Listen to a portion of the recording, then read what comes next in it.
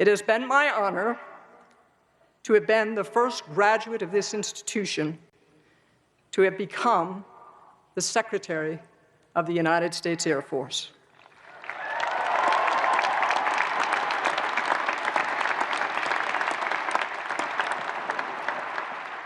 Mr. President, thank you for that honor.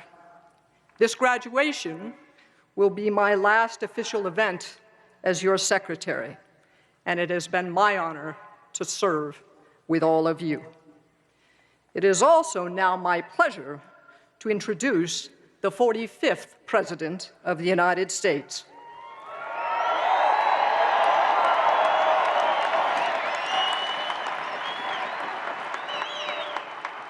From the day he stepped into office, the President began reversing more than a decade of military decline.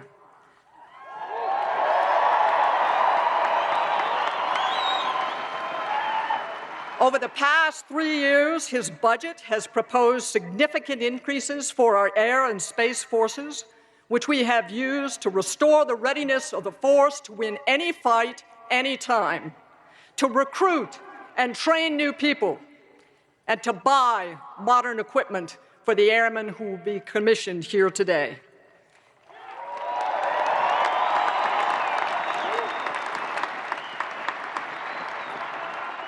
His #1 priority has been the safety and security of the American people and the country that we love. We are privileged to have him here today. Ladies and gentlemen, the Commander-in-Chief and the President of the United States, Donald Trump.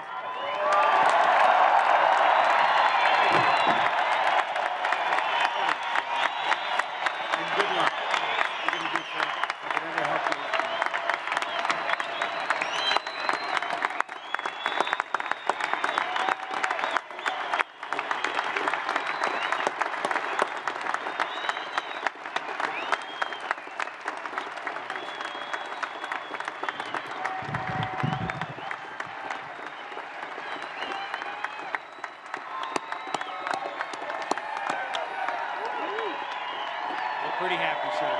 We're pretty fired up. Very nice. Isn't that nice?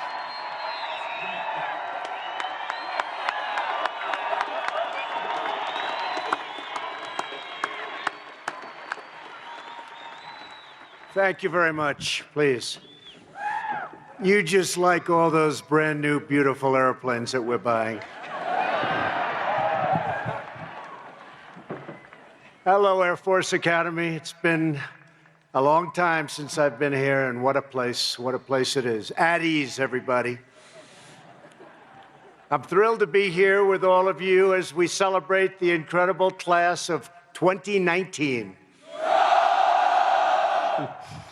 And you truly make America proud. You make us all proud. Thank you very much. Great job.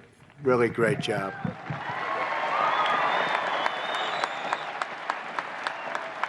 And I want to thank Secretary Wilson for the introduction and for her 2 years of service as the first graduate of the Academy to be the very important Secretary of the Air Force at a time when we've really expanded out the Air Force and bought equipment like you've never seen before. So congratulations. Thank you very much, Ellen. Beautiful job.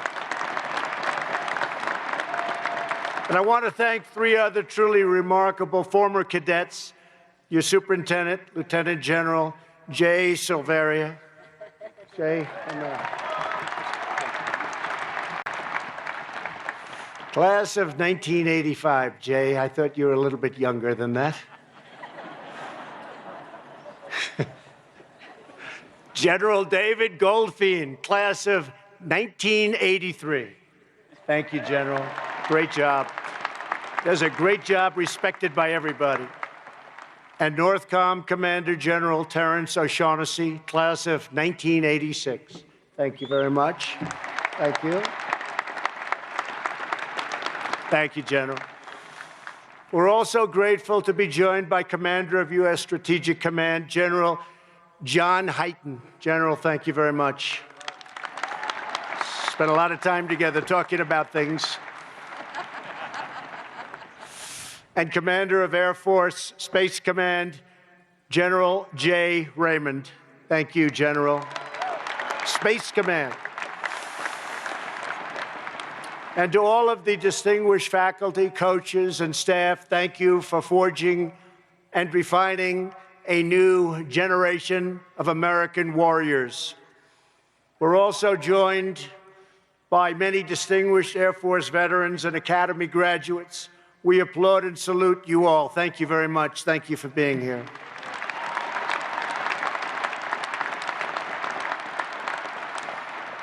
And to the thousands of moms and dads and grandparents and family members beaming with joy, and that's what they're doing. They are beaming with joy.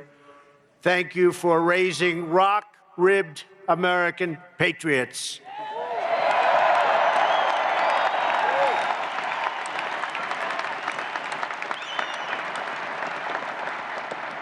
America is stronger thanks to your love and your support for these incredible people, these incredible graduates.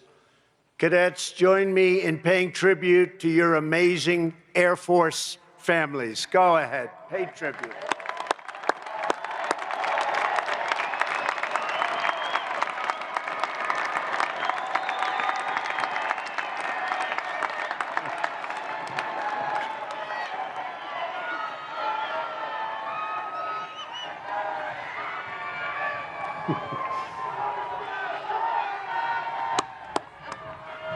That's beautiful. That's beautiful. Without them, you wouldn't be here, and that's the way it is. That's the way it is. Most of all, to the nearly 1,000 cadets who I have agreed to shake every single hand. They gave me a choice. They said, sir, you don't have to shake any hands. Some people do that. Those are the smart ones. They're out of here. You can shake one hand to the one person, top of the class. You could shake 10, 50, or 100. And you could also stay for 1,000. And I'm staying for 1,000, okay?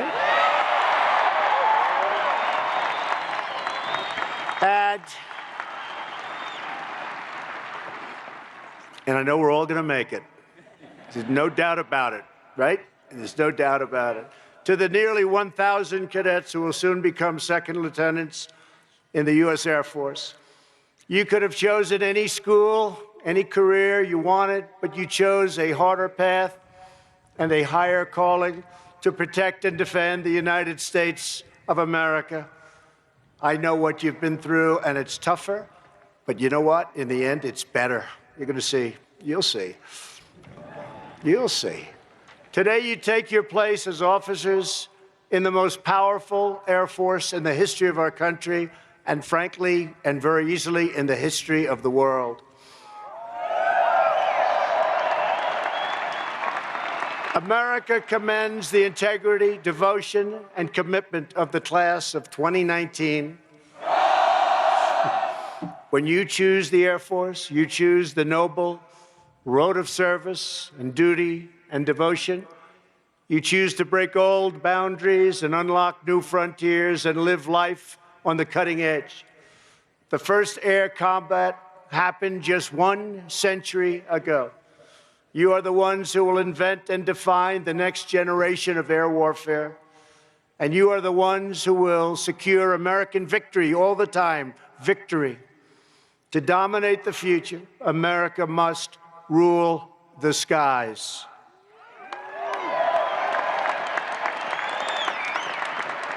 And that is what your time at this great academy has been all about, preparing you to do whatever it takes to learn, to adapt, and to win, win, win.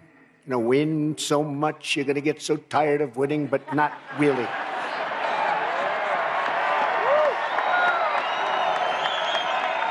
Not really. We never get tired of winning, do we? No. Over the past 4 years, that's just what you've done. You've worked, you've preserved, persevered, you've excelled, you've done so many things that nobody else can do, and in the end, you've come out on top. It took years of focus and discipline to get here, starting long before Beast, right? Beast. You all know what the hell beast is, right? Just being admitted to the Academy is a monumental achievement. Only 1 out of every 10 applicants makes the cut. And don't forget, out of those 10 applicants, there are hundreds that think about it, but they know they don't even have a chance. So remember that. It's true, actually. It's actually true. For those who are accepted, another 20% don't make it to graduation, sadly. Only the best survive to the very end. And here under the majestic peaks of the Rockies, you have risen to every challenge, overcome every single obstacle, and proven yourselves worthy of the bars that will soon adorn your uniform. You survived BCT, made it to recognition, and earned your prop and wings. You soared in gliders, piloted aircraft, and launched satellites that are now orbiting way, way above us, looking down on us. You performed advanced research, developed new techniques. You honed your skills as cyber operators and jumped out of planes thousands of feet above the earth. Not easy. For America's airmen, the sky is never, ever the limit. That being said, even the best cadets can sometimes get a little bit carried away. Lieutenant General Silveria has informed me that a few cadets are still on restriction for pranks and other fairly bad mischief. You know what I'm talking about, right? And you all know who you are. So keeping with tradition, and as your commander-in-chief, I hereby absolve and pardon all cadets serving restrictions and confinements. And that you earned. You earned it. So you're all on even footing. Is that nice? This class has racked up a list of truly extraordinary achievements. 2 graduating cadets recently received one of the most prestigious awards in all of academia, Rhodes Scholarships. Please join me in congratulating cadets James Brom and Madison Tung. Please stand up.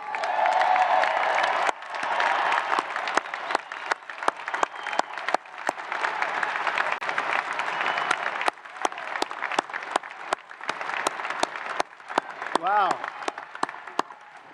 Thank you very much. That's a big fat congratulations from me. That's a tremendous job you've done. Thank you. Thank you, Madison. Great job. On the athletic fields, Air Force has won 15 conference championships over the last 4 years, which is really something. 153 athletes have earned All-American honors. Stand up. Stand up. All-American, stand up. Wow. Wow.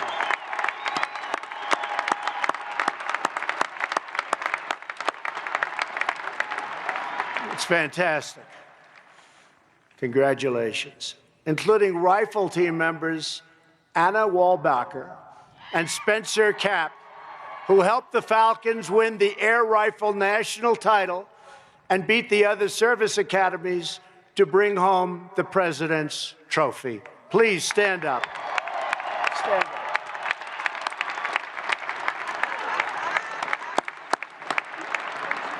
It's fantastic. But you didn't enjoy beating those other academies. I don't think so, right? Not too much. And graduating cadet Nick Reedy became the first person from any service academy to win the college home run derby. Wow, that's a big deal. With a record-breaking 55 home runs. Nick, where are you, Nick? Stand up. Come here, Nick. Come here. Get up here, Nick. Come here. Really good. Come here, Nick.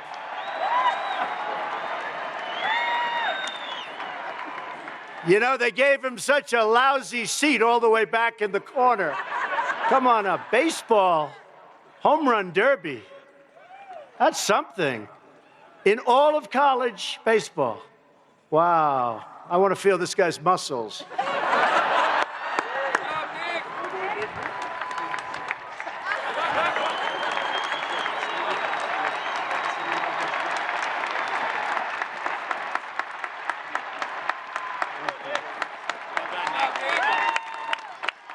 It's real. That's real. That's great. Thank you very much, Dick. That's a big deal. That's a big deal.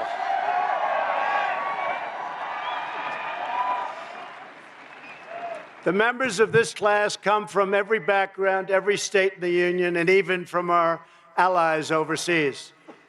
But through trial and training and tradition, you've become one family. It's what's happened. And like one family, you have all been pulling for one of your classmates who has bravely fought his battle with cancer. Today, Parker Hammond graduates as a munitions and missiles maintenance officer, along with the class that has stood with him every step of the way.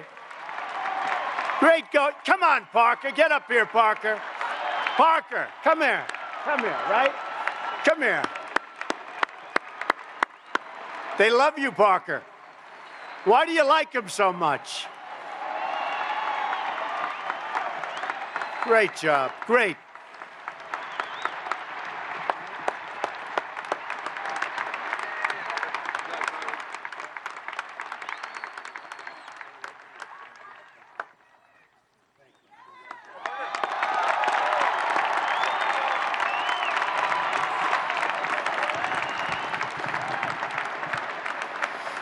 A lot of good-looking people in this school, I have to say. Thank you, Parker. This class personifies the spirit of confidence and courage and unwavering commitment that has always defined the long blue line. It's true. It goes all the way back to the very beginning, to the first cadet in the Air Force history. On in-processing day, you've greeted at the base of a ramp by the statue of the legendary Val Bork. Val grew up in a blue-collar family in Massachusetts. During his senior year in high school, he was recruited to play for the Pittsburgh Pirates. It's another baseball player. But instead, Val made the same choice as all of you, the choice of life of service. That's what he wanted. Val joined the U.S. Air Force Academy. He showed up at 4:30 a.m. on the Academy's opening day in 1955, so he would be the first Air Force cadet in history to take the oath of allegiance. He was thinking fast. The Academy proved an arduous challenge, however, for Val. It wasn't easy. As Val's roommate said, he was hanging on by a thread academically. No one was tested more than Val was, but he was at the very top in his character and in honor. That's what his roommate said. After Val finally made it to where you're sitting today, he volunteered to go to Vietnam, and he proved to be one of the best pilots America had. He was amazing. He was incredible. After nearly a year of intense action, he was scheduled to return home. He was very excited, but he asked to lead one more mission. On that day, Val's plane was struck by enemy fire, and he made the ultimate sacrifice for his country. He now rests on these precious grounds, and his fighting spirit lives in each and every one of you. Great fighting spirit.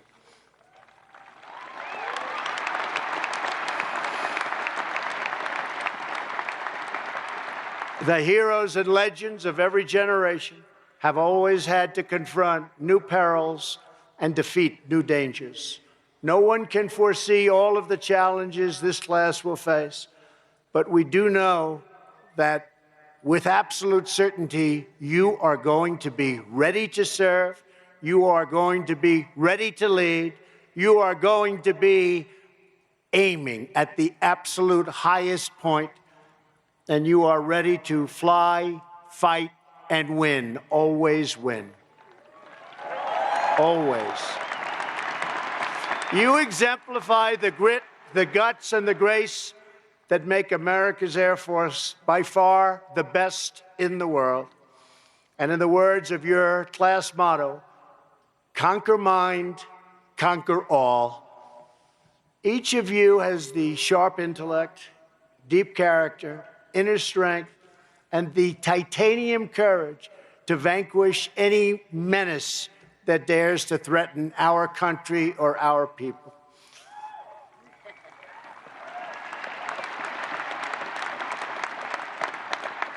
We're always ready, right, General? Always ready. He's ready. I wonder how that's going to be viewed, that statement, tomorrow in the press. You can imagine.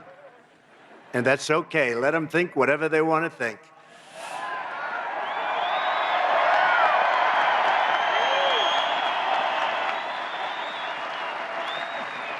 More than half of you will soon head to pilot training, where you'll prepare to unleash American thunder anywhere we need. Another 45 will join our remotely piloted aircraft program. A record number of you will become space operators.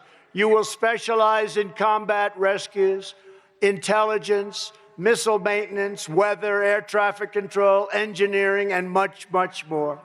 Each of you is graduating at a truly incredible time for our country. Our country is doing well. Our country is respected again.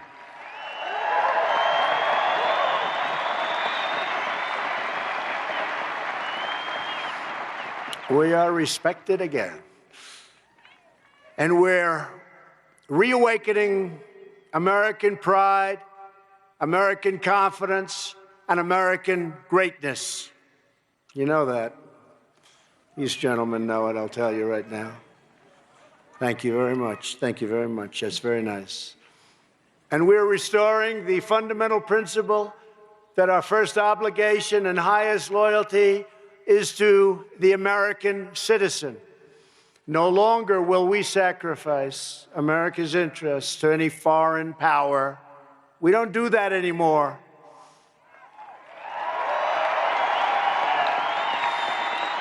In all things and ways, we are putting America first, and it's about time.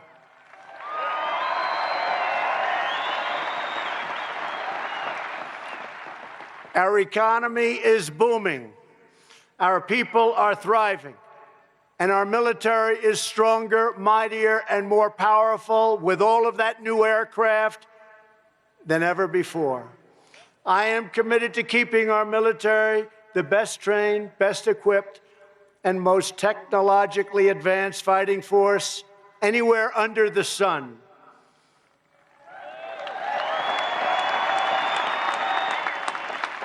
Last year, against some pretty strong opposition, which I'll always have, we secured $700 billion to support our warfighters, followed by another $716 billion, not million, billion, that's with a B. $716 billion this year. That means we are delivering 56 new Air Force F-35s, brand new stealth.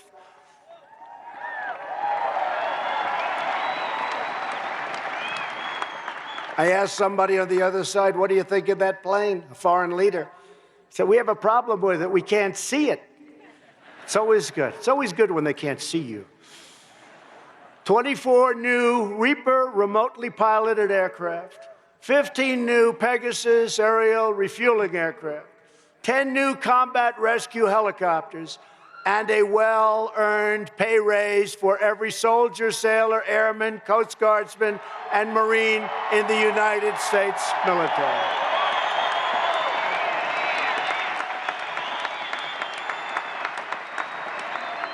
And if anybody wants to give up your raise, it's okay, we'll accept that, okay? Don't do it. We're also asking Congress to invest more in hypersonic weapons. We have things under development, the likes of which you've never seen, the likes of which you can't even conceive. Artificial intelligence, nuclear weapons and modernization, and space superiority. And we're soon having, as you know, something that I started, and it started a little slow, and now everybody's embraced it, Space Force, and you're going to be working with that.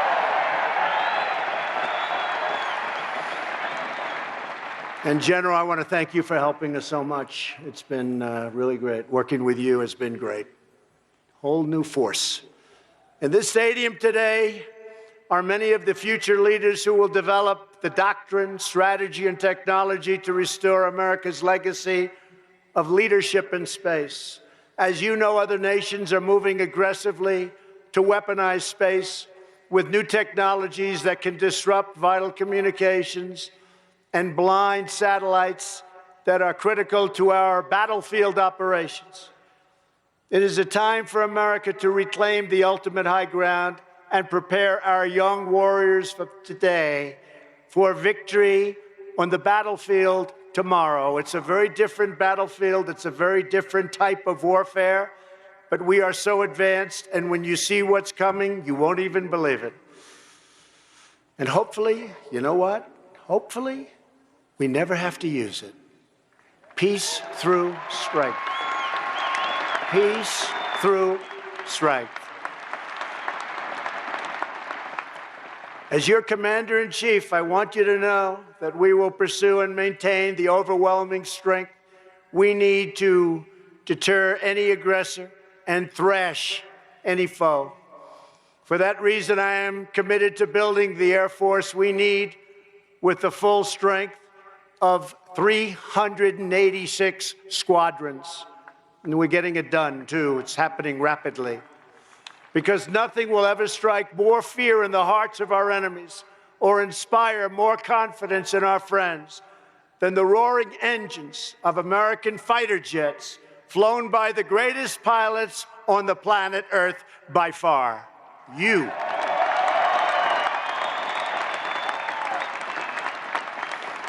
The sound of American warpaints is the righteous sound of American justice.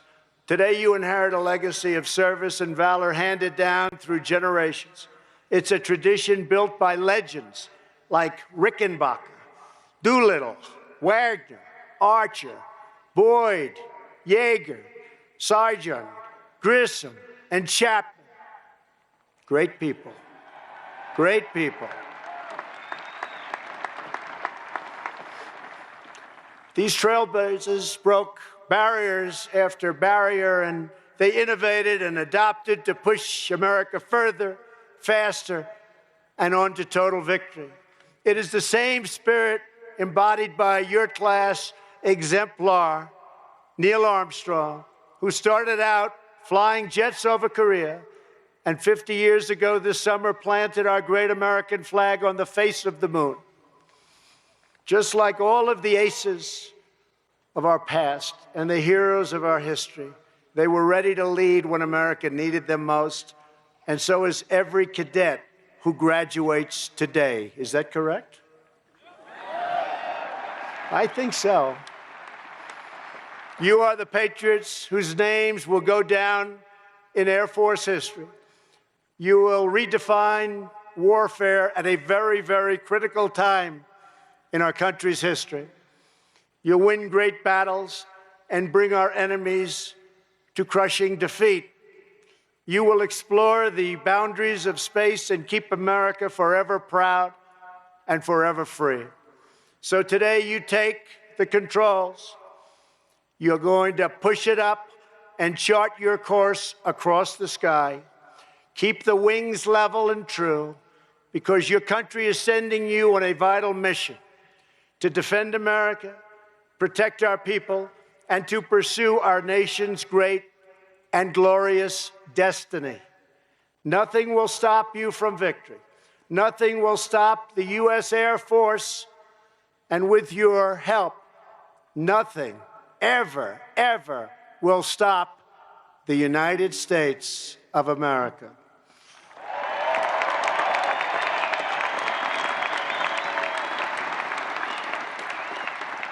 So I want to conclude by giving a very special congratulations to a very special group of amazing cadets and people.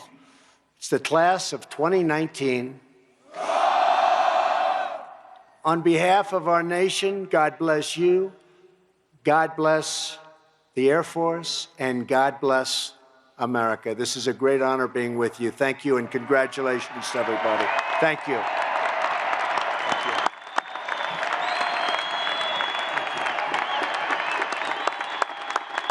Thank you. Thank you, fellas.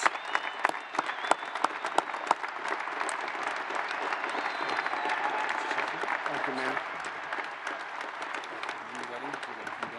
Okay.